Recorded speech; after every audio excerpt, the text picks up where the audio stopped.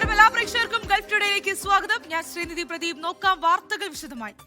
Iran യുദ്ധത്തെ തുടർന്ന് Hormuz കടലിടുക്കിൽ ഗതാഗത തടസ്സം തുടരുന്ന പശ്ചാത്തലത്തിൽ ബദൽ നീക്കങ്ങളുമായി സൗദി അറേബ്യ രാജ്യത്തെ ഗതാഗത വിതരണ മേഖലകളിലെ കമ്പനികളെ ലയിപ്പിച്ച് ഒറ്റ ലോജിസ്റ്റിക്സ് കമ്പനി രൂപീകരിക്കാൻ സൗദി പരമാധികാര ഫണ്ടായ PIF ആലോചിക്കുന്നു. വിദേശ നിക്ഷേപങ്ങൾ ആകർഷിക്കുന്നതിനും രാജ്യത്തെ ആഗോള ലോജിസ്റ്റിക്സ് ഹബ്ബാക്കി മാറ്റുന്നതിനുമാണ് പുതിയ നീക്കം.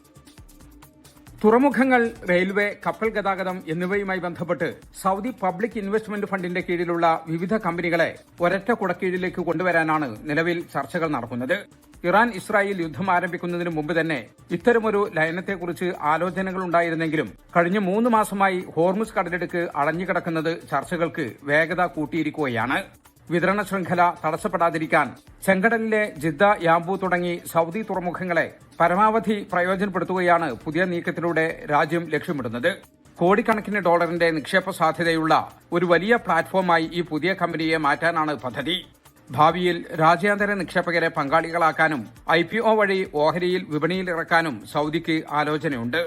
സൗദി വിഷൻ 2030 ഭാഗമായി ഏഷ്യ, യൂറോപ്പ്, ആഫ്രിക്ക എന്നീ ഭൂഖണ്ഡങ്ങളെ ബന്ധിപ്പിക്കുന്ന പ്രധാന ആഗോള ലോജിസ്റ്റിക്സ് കേന്ദ്രമായി രാജ്യത്തെ മാറ്റാൻ ഇത് സഹായിക്കും.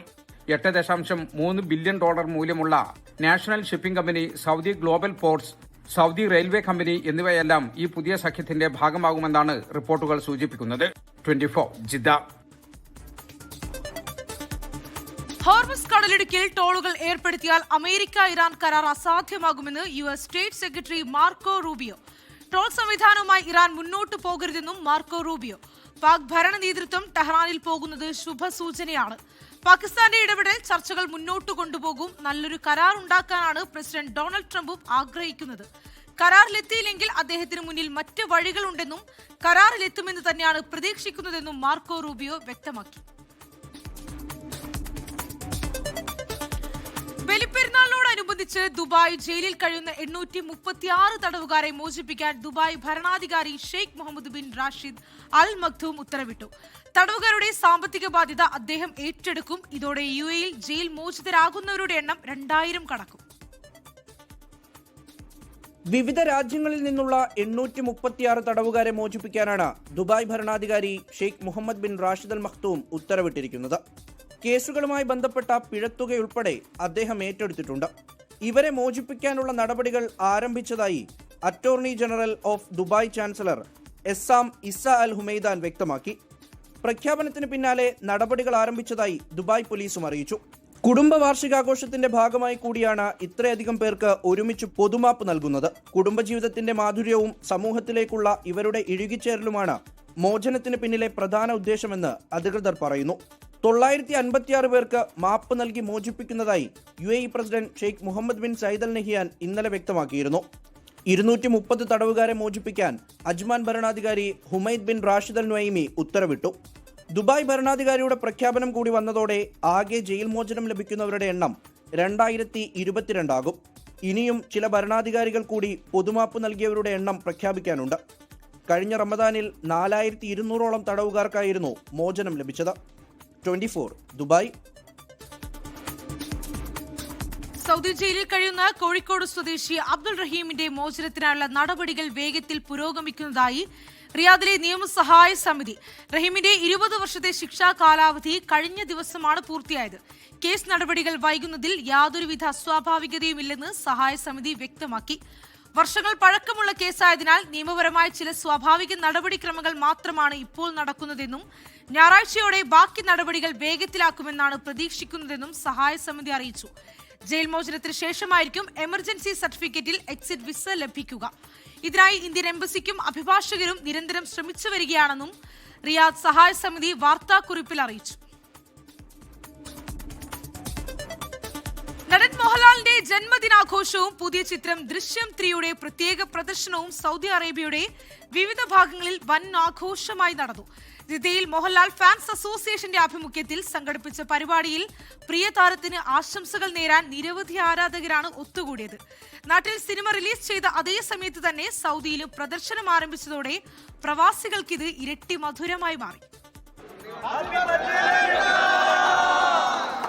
കേരളത്തിൽ ചിത്രം തിയേറ്ററുകളിലെത്തിയ അതേ നിമിഷത്തിൽ തന്നെയാണ് സൗദി അറേബ്യയിലും ദൃശ്യം 3ന്റെ ആദ്യ പ്രദർശനം നടന്നത്. സൗദി സമയം പുലർച്ചെ 5:30-ക്കായിരുന്നു ആദ്യ ഷോ ക്രമീകരിച്ചിരുന്നത്. സിനിമ ആരംഭിക്കുന്നതിന് മുമ്പ് തന്നെ തിയേറ്റർ പരിസരങ്ങളിലെത്തിയ ആരാധകർ കേക്ക് മുറിച്ചും മധുരം വിതരണം ചെയ്തും പ്രിയതാരത്തിന്റെ ജന്മദിനം ആവേശപൂർവ്വം ആഘോഷമാക്കി മാറ്റി. ഞങ്ങൾ സൗദി മോഹൻലാൽ ഫാൻസ് രാവിലെ നാട്ടിൽ നടക്കുന്ന സെയിം ടൈമിൽ ജിദ്ദ, റിയാദ്, ദമാമ് 3 സ്ഥലങ്ങളിലും സെയിം ടൈമിൽ ഫാൻ ഷോ സംഘടിപ്പിച്ചിട്ടുണ്ട്. ഹാപ്പി ബർത്ത്ഡേ ലാലേട്ടാ. ഞങ്ങൾ ജോർജുട്ടിയുടെ ആൾക്കാരാണ്, തൊഴിൽക്കാരാണ്. അതുകൊണ്ട് ഹാപ്പി ബർത്ത്ഡേ ലാലേട്ടാ. ഹാപ്പി ബർത്ത്ഡേ ലാലേട്ടാ. 2 വർഷങ്ങൾക്ക് ശേഷം ജോർജ് കുട്ടി വീണ്ടും എത്തുകയാണ്. ജോർജ് കുട്ടിയെ കാണാൻ വെളുപ്പാങ്കാലത്ത് ജിദ്ദയുടെ മണ്ണിലേക്ക് ഈ കണ്ട ജനങ്ങളെല്ലാം ലാലേട്ടനെ കാണാൻ, ദൃശ്യം കാണാൻ, ജോർജ് കുട്ടിയെ കാണാൻ. ഹാപ്പി ബർത്ത്ഡേ ലാലേട്ടാ. ഞങ്ങളെല്ലാം ഈഗൽ എക്സ്പെക്ട് ചെയ്തിട്ടാണ്. ജിദ്ദയിൽ മോഹൻലാൽ ഫാൻസ് അസോസിയേഷന്റെ നേതൃത്വത്തിലായിരുന്നു പരിപാടി നടന്നത്. ഏറെ കാത്തിരുന്ന ദൃശ്യം 3 തങ്ങൾ പ്രതീക്ഷിച്ചതുപോലെ തന്നെ മികച്ച സിനിമയാണെന്നാണ് പ്രേക്ഷകരുടെ ആദ്യ പ്രതികരണങ്ങൾ. ലാലേട്ട ഒരിക്കലും പ്രതീക്ഷിച്ചില്ല എത്ര ഇന്റൻസീലി വീണ്ടും ഒരു ദൃശ്യത്തിന്റെ ആ മികവ്, മീൻസ് ആ ഡെപ്തിലുള്ള ആക്ടിങ് സൂപ്പർ, അടിപൊളി. ഇനി 4ഉം 5ഉം ഒക്കെ വരാനുണ്ട്. കാണേണ്ട പടം തന്നെയാണ്. സൂപ്പർ പടം, പൊളിപ്പടം. ഒന്നും പറയല്ല, ലാലേട്ടൻ പൊളിച്ചു. ഇന്ന് പ്രവൃത്തി ദിനമായതിനാൽ കൂടുതൽ പ്രവാസികളെ പരിഗണിച്ച് രാത്രിയിലാണ് പല ഭാഗത്തും ഷോകളും വിപുലമായ ജന്മദിന ആഘോഷ പരിപാടികളും ഒരുക്കിയിരിക്കുന്നത്. ജലീൽ കണമകലം, 24 ജിദ്ദ. പിറന്നാൾ ദിനത്തിൽ മോഹൻലാലിന് ഇരട്ടി മധുരവുമായി ദൃശ്യം 3യുടെ റിലീസ്. എറണാകുളം കവിതാ തിയേറ്ററിൽ സിനിമ കണ്ട മോഹൻലാൽ സഹതാരങ്ങൾക്കൊപ്പം കേക്ക് മുറിച്ചു. അതിമനോഹരമായ പിറന്നാൾ ദിനത്തിൽ സിനിമ എല്ലാവർക്കും ഇഷ്ടപ്പെട്ടെന്ന് കരുതുന്നതായി മോഹൻലാൽ പറഞ്ഞു. ഇയാളാളൊരു കില്ലാടിയാ. ചുമ്മാതാണോ പോലീസുകാർ പോലും ചൊല്ലു പറഞ്ഞു. വീണ്ടും കുടുംബത്തിന് വേണ്ടി ജോർജ് കുട്ടി കരുതി വെച്ച ടിസ്റ്റുകൾ എന്തെല്ലാമായിരിക്കുമെന്ന് ആലോചിച്ച് അതിരാവിലെ മുതൽ പ്രേക്ഷകർ സിനിമാ തിയേറ്ററുകളിലേക്ക് ഒഴുകിയെത്തി. ശിങ്കാരിമേളവും നൃത്തവുമായി വൻ വരവേൽപ്പ്.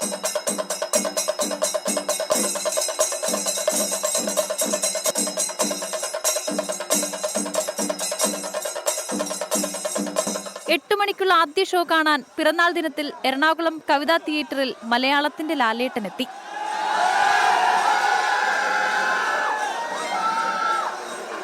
സുചിത്ര മോഹൻലാലും സഹതാരങ്ങളായ മീന, എസ്തർ, ഇർഷാദ്, ശാന്തി, ആന്റണി പെരുമ്പാവൂർ തുടങ്ങിയവരെല്ലാം ഉണ്ടായിരുന്നു. സിനിമ കണ്ടിറങ്ങിയ ശേഷം പിറന്നാൾ ആഘോഷം.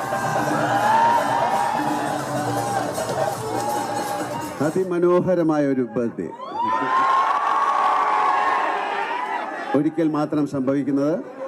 ഇന്നൊരു വ്യാഴാഴ്ച ആയതുകൊണ്ട് ഇങ്ങനൊരു സിനിമയും റിലീസ് ചെയ്യാൻ പറ്റി. എല്ലാവർക്കും സിനിമ ഇഷ്ടമായെന്ന് കരുതുന്നു. ദൃശ്യം 3 തൂക്കിയെന്ന് കണ്ടിറങ്ങിയവർ. വളരെ പതുക്കെ വന്നിട്ട് സെക്കൻഡ് ഹാഫ് നല്ല പക്കയായിട്ട് നല്ല ത്രില്ലിംഗ്. അടിപൊളി, ഇഷ്ടപ്പെട്ടു. മോഹൻലാൽ ഫാൻസ് അസോസിയേഷന്റെ നേതൃത്വത്തിൽ കോഴിക്കോട് അപ്സര തിയേറ്ററിൽ പിറന്നാൾ ആഘോഷം നടത്തി. അപ്സര തിയേറ്ററിൽ നടന്ന ആഘോഷത്തിന്റെ ഭാഗമായി കുട്ടികൾക്ക് പഠനോപകരണങ്ങൾ വിതരണം ചെയ്തു.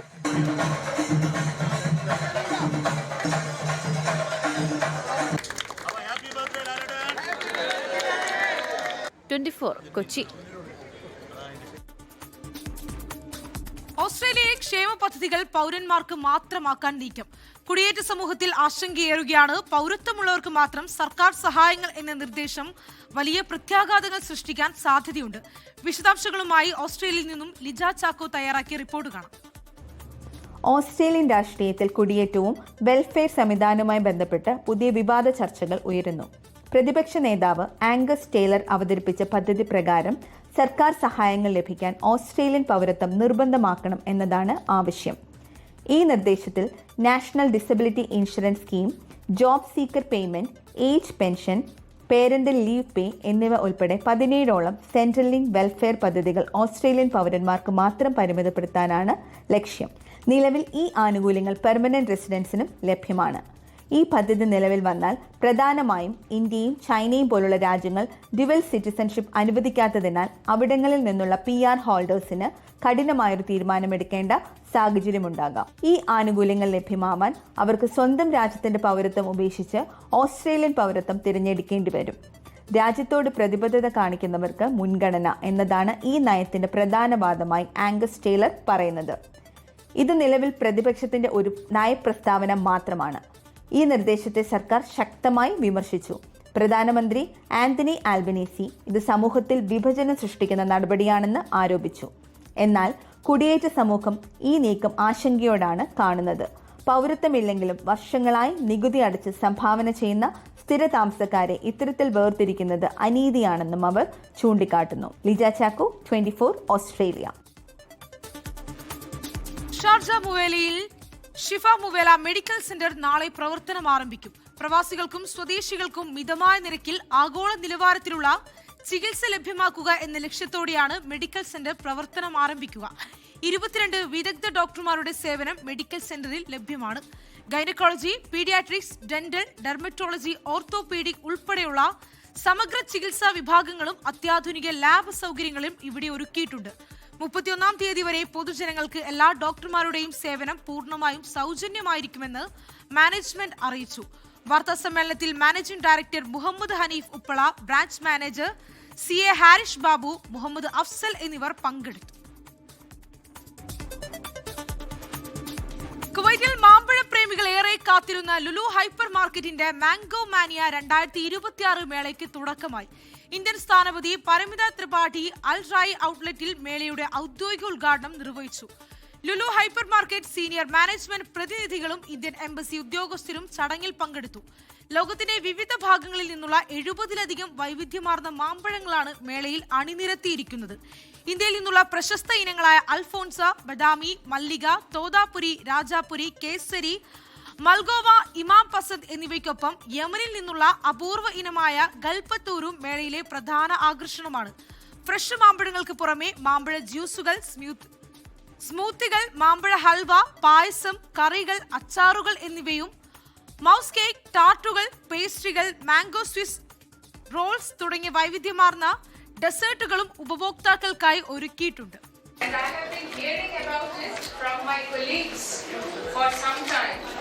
And coming here today, seeing it with my own eyes, the variety of mangoes from India, from different parts of India, and we tasted the mangoes as well. And the innovative products from mangoes. Social media ഉപയോഗത്തിൽ ക്യാമ്പയിനുമായി UAE national media authority സുരക്ഷിതവും ഉത്തരവാദിത്വവുമുള്ള social media ഉപയോഗം സൃഷ്ടിക്കുന്നതിന്റെ ഭാഗമായി നിർദ്ദേശങ്ങൾ പുറത്തിറക്കി. നിർദ്ദേശങ്ങൾ ലംഘിച്ചാൽ കനത്ത പിഴ നൽകുമെന്നാണ് മുന്നറിയിപ്പ്. Professional and responsible media, A safe society and strong values എന്ന പേരിലാണ് UAE national media authority campaign ആരംഭിച്ചിരിക്കുന്നത്. മീഡിയ പ്രൊഫഷണലുകൾ, സ്ഥാപനങ്ങൾ, യുവാക്കൾ, വിദ്യാർത്ഥികൾ എന്നിവരെ ലക്ഷ്യമിട്ടാണ് ക്യാമ്പയിൻ. സാമൂഹിക മാധ്യമങ്ങളിൽ എന്ത് തരം കണ്ടന്റുകൾ പോസ്റ്റ് ചെയ്യാം, എന്ത് പാടില്ല എന്നിവ പഠിപ്പിക്കലാണ് പ്രധാനമായും ക്യാമ്പയിൻ്റെ ഉദ്ദേശം. മതത്തെയോ വിശ്വാസത്തെയോ അവഹേളിക്കുന്ന ഒന്നും പോസ്റ്റ് ചെയ്യാനോ ഷെയർ ചെയ്യാനോ പാടില്ലെന്ന് നാഷണൽ മീഡിയ അതോറിറ്റി കർശനമായി നിർദ്ദേശിക്കുന്നു. UAEയുടെ സാംസ്കാരിക പാരമ്പര്യത്തെ സമൂഹ മാധ്യമങ്ങളിൽ അവഹേളിക്കാൻ പാടില്ല. ദേശസുരക്ഷയെ ബാധിക്കുന്നതോ രാജ്യത്തിന്റെ ഐക്യം തകർക്കുന്നതോ ആയ കണ്ടന്റുകൾ പ്രചരിപ്പിക്കരുത്. രാജ്യത്തിന്റെ ഭരണാധികാരികൾ, ചിഹ്നങ്ങൾ, കൊടി എന്നിവയെ ബഹുമാനിക്കുന്ന കാര്യങ്ങൾ മാത്രമേ പോസ്റ്റ് ചെയ്യാൻ പാടുള്ളൂ. വിദേശ രാജ്യങ്ങളുമായുള്ള ബന്ധങ്ങളെ പ്രതികൂലമായി ബാധിക്കുന്ന തരത്തിൽ സമൂഹ മാധ്യമങ്ങളിൽ ഇടപെടരുത്. വ്യാജ വാർത്തകൾ പങ്കുവെക്കരുത്. സ്വകാര്യതയെ മാനിക്കണം. ഒരാളുടെ ചെറിയ വിവരങ്ങൾ പോലും സമൂഹ മാധ്യമങ്ങളിൽ പങ്കുവെക്കുന്നതിന് അയാളുടെ അനുമതി വാങ്ങിയിരിക്കണം. നിയമ സംവിധാനത്തെ പൂർണ്ണമായും ബഹുമാനിക്കണമെന്നും UAE നാഷണൽ മീഡിയ അതോറിറ്റി നിർദ്ദേശിക്കുന്നു. ഇതിൽ പിഴവുണ്ടായാൽ നിയമലംഘനത്തിന്റെ തോതനുസരിച്ച് 5 ലക്ഷം ദിർഹം വരെ പിഴ ലഭിക്കും. മാധ്യമങ്ങളും ഇക്കാര്യങ്ങൾ കർശനമായി പാലിക്കണമെന്ന് മുന്നറിയിപ്പുണ്ട്. പശ്ചിമേഷ്യൻ സംഘർഷം രൂക്ഷമായ ഘട്ടത്തിൽ പ്രചരിച്ച വ്യാജ വാർത്തകൾക്ക് തടയിടലാണ് ക്യാമ്പയിന്റെ പ്രധാന ലക്ഷ്യം. 24 ദുബായ്. ഹജ്ജ് തീർത്ഥാടകർക്ക് മികച്ച സേവനം ഉറപ്പാക്കി ലുലു. വിശുദ്ധ കേന്ദ്രങ്ങൾക്ക് സമീപം 10 പുതിയ സ്റ്റോറുകൾ കൂടി തുറന്നു. ആകെ 14 സ്റ്റോറുകളാണ് ഇപ്പോൾ പുണ്യ കേന്ദ്രങ്ങൾക്ക് സമീപം ലുലു ഒരുക്കിയിരിക്കുന്നത്.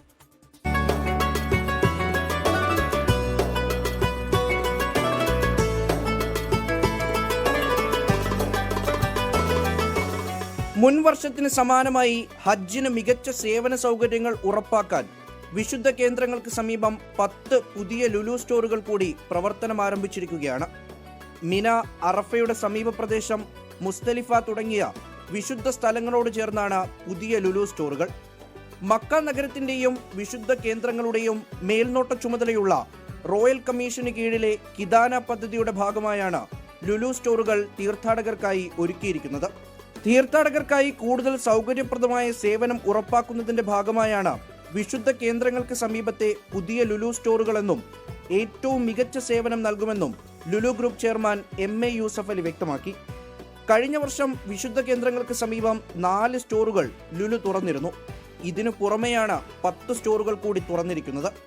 ഹജ്ജ് തീർത്ഥാടന കാലയളവിൽ വിശുദ്ധ നഗരങ്ങളിലെ സുസ്ഥിര വികസനവും മികച്ച സേവനവും ലക്ഷ്യമിട്ടുള്ള കിദാന പദ്ധതിയുടെ ഭാഗമായി കൂടുതൽ സ്റ്റോറുകൾ തുറക്കാനുള്ള നീക്കത്തിലാണ് ലുലു ഉള്ളത്. ഹജ്ജിനുള്ള ഒരുക്കങ്ങൾ സൗദിയിൽ പൂർത്തിയായിട്ടുണ്ട്. വിവിധ രാജ്യങ്ങളിൽ നിന്നായി 15 ലക്ഷത്തോളം തീർത്ഥാടകരാണ് ഹജ്ജിനെത്തുന്നത്. ഇന്ത്യയിൽ നിന്ന് മാത്രം 1.25 ലക്ഷത്തോളം തീർത്ഥാടകരാണ് വരുന്നത്. 24 ദുബായ്. ബലിപ്പെരുന്നാളിന് പാർക്കിംഗ് സൗജന്യമാക്കി ഷാർജ മുനിസിപ്പാലിറ്റി. പെരുന്നാളിന്റെ ആദ്യ 3 ദിവസമാകും സൗജന്യ പാർക്കിംഗ് ലഭിക്കുക. പൊതു ഇടങ്ങൾ നിരീക്ഷിക്കാൻ 400 ഇൻസ്പെക്ടർമാരെയും ചുമതലപ്പെടുത്തിയിട്ടുണ്ട്. ബലിപെരുന്നാളിന്റെ ആദ്യ 3 ദിവസങ്ങളിൽ പാർക്കിംഗ് സൗജന്യമായിരിക്കുമെന്ന് Sharjah municipality director general Obaid Saeed Al Tunaiji പ്രഖ്യാപിച്ചു. ടൂറിസ്റ്റ് സ്പോട്ടുകളും അവധി ദിവസങ്ങളിലടക്കം ഫീസ് ഈടാക്കുകയും ചെയ്യുന്ന ഇടങ്ങളിലൊഴികെ എവിടെയും ഫ്രീ പാർക്കിംഗ് ലഭ്യമാകും.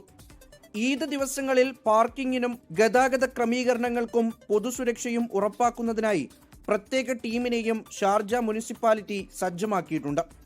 35 വെറ്ററിനറി ഡോക്ടർമാർ ഷാർജ കന്നുകാലി മാർക്കറ്റിൽ പരിശോധന നടത്തും. ഉദ്ഹിയത്തിന് തയ്യാറാക്കുന്ന മൃഗങ്ങളുടെ ഗുണമേന്മ പരിശോധിക്കാനാണ് ഡോക്ടർമാരെ നിയോഗിച്ചിരിക്കുന്നത്. കന്നുകാലി തൊഴുത്തുകളിലെ ശുചിത്വം പരിശോധിക്കാനും പ്രത്യേക സംഘത്തെ തയ്യാറാക്കിയിട്ടുണ്ട്. അനധികൃത അറവും വിൽപ്പനയും 239 ഇൻസ്പെക്ടർമാരുടെ നേതൃത്വത്തിൽ തടയിടും. ഭക്ഷ്യസുരക്ഷ ഉറപ്പാക്കാൻ 61 ഇൻസ്പെക്ടർമാരെ ചുമതലപ്പെടുത്തി. റെസ്റ്റോറന്റുകൾ, ബേക്കറികൾ, മധുരപലഹാര കടകൾ എന്നിവ ഇവർ പരിശോധിക്കും. മുടിവെട്ടുന്ന കടകൾ പരിശോധിക്കാനും ഒരു സംഘത്തെ നിയോഗിച്ചു. ഈദ്ഗാഹുകളിലെ ക്രമീകരണങ്ങളും സുരക്ഷയും വിലയിരുത്താനും തയ്യാറെടുപ്പ് നടത്തിയിട്ടുണ്ട്. 24 ദുബായ്. തിരികെ വാർത്തകളിലേക്ക്. മോഡലിംഗിന്റെ മറവിൽ മനുഷ്യക്കടത്തും സെക്സ് റാക്കറ്റും നടത്തിയ കേസിൽ മുഖ്യ സൂത്രധാരൻ അറസ്റ്റിൽ. മാവേലിക്കര സ്വദേശി ബിലാൽ എന്ന ശ്രീകുമാറാണ് അറസ്റ്റിലായത്. യുവതികളെ വിദേശത്തേക്ക് കൊണ്ടുപോകുന്നതിൽ ബിലാലിന് നിർണായക റോൾ എന്ന് പോലീസ്. അതേസമയം കേസിലെ 1-ാം പ്രതി സിന്ധുവിനെ റിമാൻഡ് ചെയ്തു. മോഡലിംഗിന്റെ മറവിലെ സെക്സ് റാക്കറ്റ് കേസിൽ മുഖ്യ സൂത്രധാരനാണ് അറസ്റ്റിലായ ബിലാൽ എന്ന ശ്രീകുമാർ. പെൺകുട്ടികളുടെ രഹസ്യമൊഴിയുടെ അടിസ്ഥാനത്തിലാണ് ഇയാളെ പിടികൂടിയത്. യുവതികളെ വിദേശത്തേക്ക് കൊണ്ടുപോകുന്നതിൽ ബിലാലിന് നിർണായക റോളെന്ന് പോലീസ് പറയുന്നു. പിടിയിലായ സിന്ധുവും ബിലാൽ എന്ന ശ്രീകുമാറും തമ്മിൽ അടുത്ത ബന്ധമെന്നും പോലീസ് കണ്ടെത്തി. പ്രതിപ്പട്ടികയിൽ പുറത്തുള്ളയാളാണ് ബിലാൽ എന്ന ശ്രീകുമാർ. ഇതോടെ അറസ്റ്റിലായവരുടെ എണ്ണം 4ആയി. അതേസമയം കേസിലെ 1-ാം പ്രതി സിന്ധുവിനെ ജൂൺ 4 വരെ റിമാൻഡ് ചെയ്തു. കേസിൽ പ്രതികൾക്ക് ഗുണ്ടാ സംഘങ്ങളുമായി ബന്ധമുണ്ടെന്ന് റിമാൻഡ് റിപ്പോർട്ടിൽ പറയുന്നു. സിന്ധുവിനെ കൂടുതൽ ചോദ്യം ചെയ്യുന്നത് വഴി കൂടുതൽ പേരിലേക്ക് അന്വേഷണം എത്തിക്കാനാകുമെന്നാണ് പോലീസ് പറയുന്നത്. നാളെ പ്രതി ജാമ്യാപേക്ഷ സമർപ്പിക്കും. തനിക്ക് ആരോഗ്യ പ്രശ്നങ്ങളുണ്ടെന്നും സിന്ധു കോടതിയിൽ അറിയിച്ചിട്ടുണ്ട്. ഇതിനിടയിൽ പെൺകുട്ടികളുടെ ചിത്രങ്ങൾ ഇടപാടുകാർക്ക് സിന്ധു വാട്സ്ആപ്പ് വഴി അയച്ചു കൊടുക്കുകയും വിലപേശൽ നടത്തുകയും ചെയ്തതിന്റെ സ്ക്രീൻഷോട്ടുകളും 24 പുറത്തുവിട്ടു.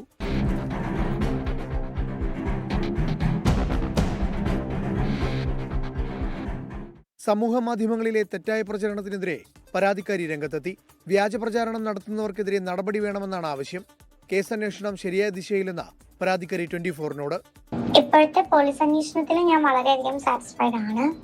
അറസ്റ്റിലായവരുമായി ബന്ധമുള്ള ആളുകൾ വന്ന് സോഷ്യൽ മീഡിയയിലെ വെല്ലുവിളി നടത്തുന്നുണ്ട്. അതെനിക്ക് വളരെയധികം വിഷമവുമുണ്ട്, ആശങ്കയുണ്ട്. കേസിലെ 1, 3, 4 പ്രതികളാണ് നിലവിൽ അറസ്റ്റിലായിരിക്കുന്നത്. 3 പേരും റിമാൻഡിൽ കഴിയുകയാണ്.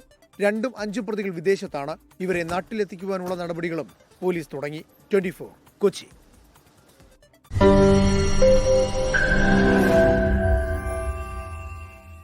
ലോകത്തെവിടെയായാലും ഏത് സമയത്തും 24 വാർത്തകളും ഓഗ്മെന്റഡ് റിയാലിറ്റി പാക്കേജുകളും എക്സ്പ്ലെയിനറുകളും വിശദമായി കാണാൻ ഞങ്ങളുടെ യൂട്യൂബ് ചാനൽ നിങ്ങൾക്ക് സബ്സ്ക്രൈബ് ചെയ്യാം.